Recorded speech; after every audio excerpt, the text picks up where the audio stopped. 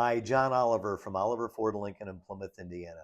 Recently I've had some people ask me, John, I've got a trade in and maybe I owe more money on it than what it's worth, or I still owe money on it, or I want to trade a more expensive vehicle for a less expensive vehicle. How do I do it? And can I do that?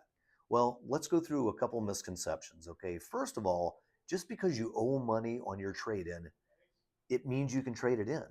We have a lot of people that trade in vehicles that still owe balances on it. That's okay. And sometimes they may owe more than what the vehicle is worth. So what does that mean? If you have a little bit of negative equity, well, it's not the end of the world. Usually on a vehicle like that, if you have negative equity, you've owned it for a little while, maybe it's out of warranty, maybe it needs tires, maybe it has a check engine light, no problem. You can trade that in. And even if the equity is not in a good position, we work with a lot of banks and lenders that will help make that equity position correct. And what do I mean by that? I want to put you in a position where your payment is your only goal, right? If you have a payment and you're out of warranty or you're driving a vehicle that you don't like, that's not a good situation.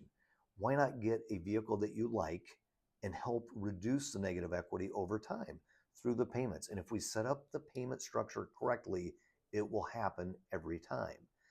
It just takes some explanation to tell people what this process looks like.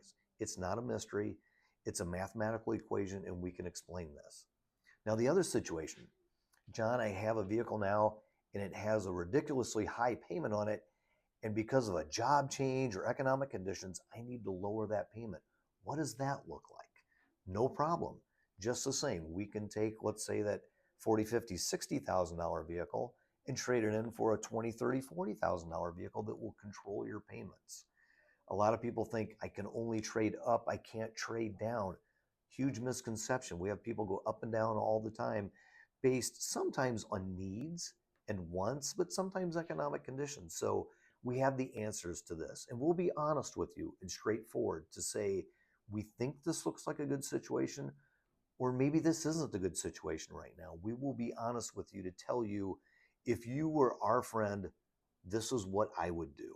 That is the advice that you're looking for. And we have financial professionals and professional salespeople.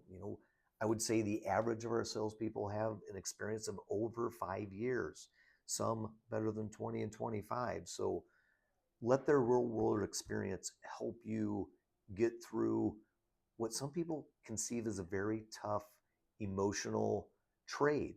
It's not. It's something that's based on a want, a need, or desire, but it has to be logical. And again, we will walk you through that process and give you an honest opinion.